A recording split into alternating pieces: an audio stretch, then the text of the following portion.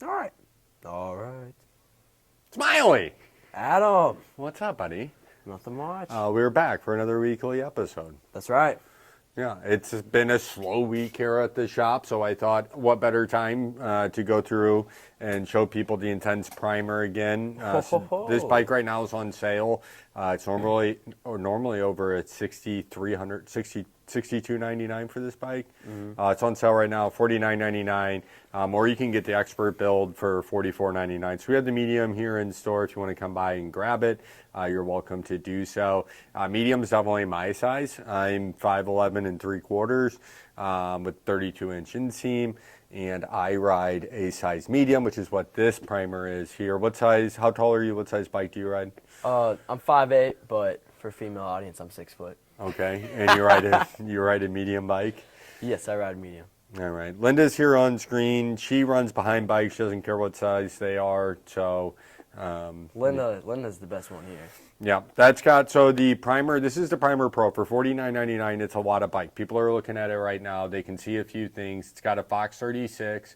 That's a factory fork. So, or it's the performance fork, which is without the Kashima. Yeah, so same thing, same internal, same damper, same grip. I think it's the Grip 4 on there. Yes, but either or, it's the same as the factory, just less the Kashima coating. So that is very nice. You rode. We talked about this last time. You had ridden a primer when you went down to Howler. Correct. And that was a Primer Expert. So $44.99. What build comes on that bike? I think it was just SRAM NX, and then I think it was the ones I rode. I think it was TRP brakes. Yeah, so the Expert builds are going to have NX drivetrains on them, which is fine. You can upgrade that easily to GX and really have great performance and shifting out of it. I don't think people can see on our screen. I thought I adjusted all these cameras so that you could see things. Adam. But yeah, I did a terrible job of that, I suppose. Oh, there's the screen I was looking for. I'm quite the auto director. But yeah, these bikes are still on sale. People can zoom in on me. Look at that. People are really seeing up close on me. So yeah, the Primer Expert is at $44.99. Or the Pro is really nice build. That's with XT, as people can see on the screen there. So you do step up to the XT drivetrain, a little bit nicer wheel set. Yeah, just a little bit kind of nicer, cleaner bike overall. That's right. What were your thoughts? Did you jump the bike when you were riding? Did you jump things? I was at Howler, but obviously being on a totally new bike that you haven't ridden before, you don't want to be, let's go do the biggest jump there. It's like you're not comfortable with it, so you don't want to kill yourself, you know what I'm saying? But you just kind of take it slow and kind of feel on how that bike performs. And when I did ride it, from riding a very slack enduro bike and a very long enduro bike, it felt totally different. I'm like, dude, I can pedal faster, and it's fun where you can kind of, if you want to move around and get kind of steezy and have fun over the trail, it's a bike that can do that. It's a nimble, fun, playful bike, which I'm not used to that, and that's what I wanted, because it's awesome to have a really long and slack bike when you go to Shepherd, but in reality, we only go to Shepherd so much times a year versus going to Bluffview, Greensfeld, or Chubb, where I'm usually at, and then right then, I'm going to have a better bike. So if I have that Primer 29 Expert or Pro or S, Primer in general, it's going to be a way better bike to ride just on Greensfeld or Chubb, all that stuff, because that's normally what we're riding, and might as well have the best experience there. Yeah, for a 150 mil travel bike, just even, it takes a lot for me to burn in these brakes in the parking lot, so I've had plenty of time on these. We've had about 6 of them come through the shop already since we grabbed Intense, plus the one that's sitting here for sale. So I did get a lot of time just pedaling it around in circles endlessly, and it does really want to charge forward. It doesn't feel like it has as slack a geometry as you would think, which is pretty cool. Let's see here. Do you remember what the geometry is of this bike? I think 65. It's nothing too crazy. So yeah, 65.7 and that's in the high position. Then you can drop it into the low position and drop about, almost a half a degree or so. So you're going to get closer to 65.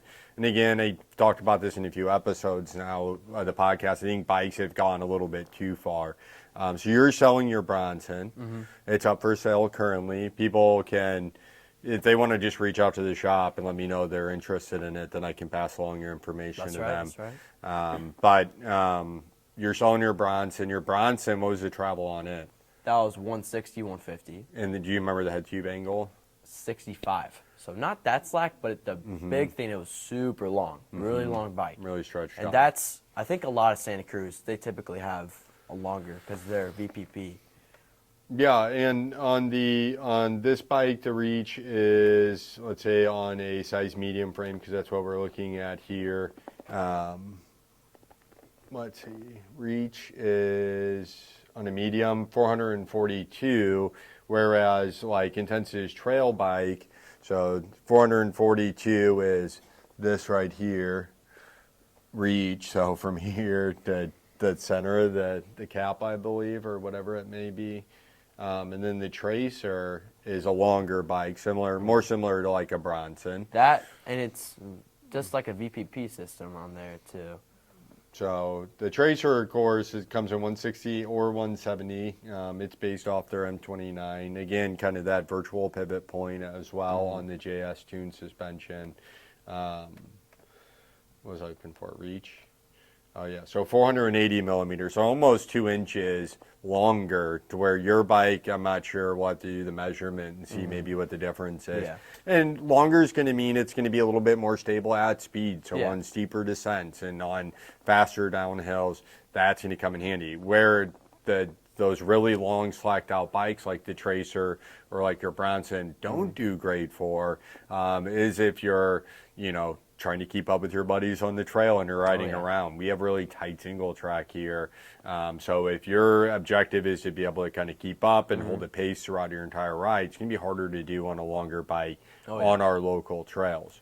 For you, it I think holds you back where, maybe somebody who's more downhill oriented, they're just putzing around in the woods taking their time. They can probably get away with a longer bike and maybe not pay the price as hard. Yeah, for sure. But yeah, it's a pretty big difference, especially in Missouri enduro racing, because I do enduro race. What are you selling your Bronson for? How much? I mean, like 34, 33. 34, 33. I mean, I really want to get it to someone local here because I want to see someone enjoy it. Like, I don't want it. I had a bunch of memories on that bike. I want someone else to experience the thrill of it because it's a fun bike. The thrill of it. It is kind of interesting. It's like mustard colored, would you say? What color is that bike? It's more gold, man. Come on. That's like a gold. It's like a sparkly gold. But, Dijon. I took what did they photos call of it? Do you know, like, the official? I think it was just gold. Really? Yeah. No. Well, they probably did some fancy name. That's typically what they do, but Interesting. I think it was gold, though. I think it's not these mustard intense yellow. bikes, it's funny. I think everything's a touch screen. It's so funny watching younger people come up to, like, the computer screen. Everybody tries to do this.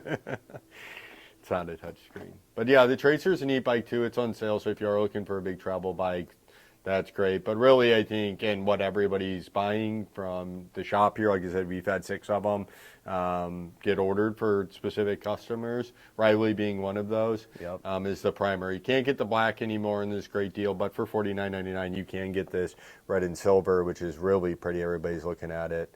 Linda loves it. You can't get away from it. Literally.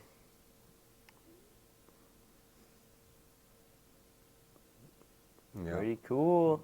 But that's the primer. Anything else we need to discuss mountain bike related you can think of? Anything you're excited about? I'll just say, get out while the weather's nice right now because it's going to be a Missouri winter, and we all know how that goes. It's not much snow. It's just cold, and that's my best way of explaining it. Yeah, and I'll say if you're still watching at this point, it means you're very interested maybe in buying a primer from me. So if you come in and see me, I'll make sure that I get you guys a special deal. I'll throw in, with a primer, I'll throw in a full-face helmet, any full-face helmet that we sell here that we have in stock at the shop. Yeah. But yeah, no, if you want to come in and buy a primer, then we'll get you a new full-face helmet.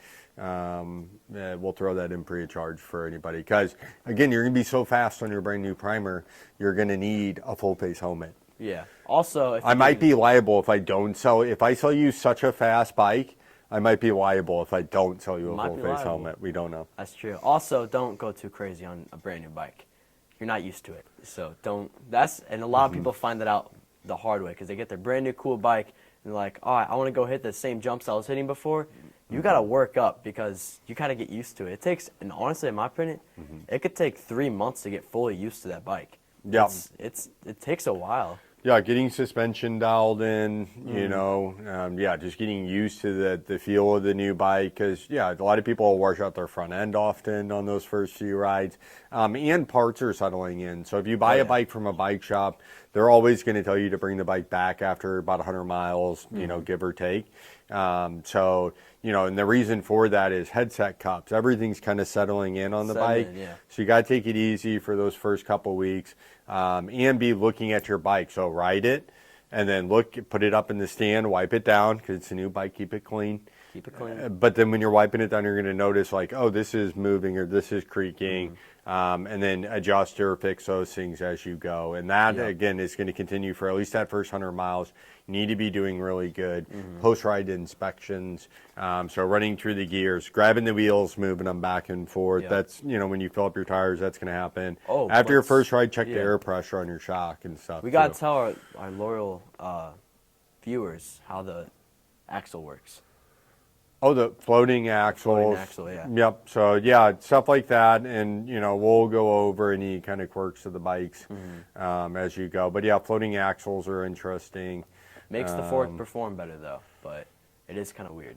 Yeah. And even, headsets typically need to be kind of snugged up after either a rough ride or after the first, kind of 20 miles on your bike.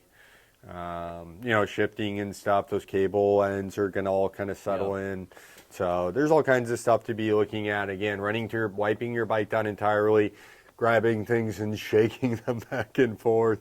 The drop test. That always works. That was a great tip you gave in our last podcast. Many people around the world have now, because you thought to bring that. I wouldn't have thought to bring that up, the drop test. It's very good you said not drop from your head, just do a little drop. Just throw the bike nothing down. Crazy, guys. Yeah, if you're riding your bike and it malfunctions and something breaks, feel free. You don't need to do the drop test. You should probably actually actively avoid doing the drop test. Because you could do further damage. True. Yeah, don't do that. Yeah, don't do it when you're upset. Only do drop tests when you're back in the garage after a very nice ride. You've wiped the bike down, it looks pretty. Then go ahead and do a drop test. But be looking forward for more tips from Smiley about how to drop your bike properly in next week's episode. That's right. All right. All right, cool.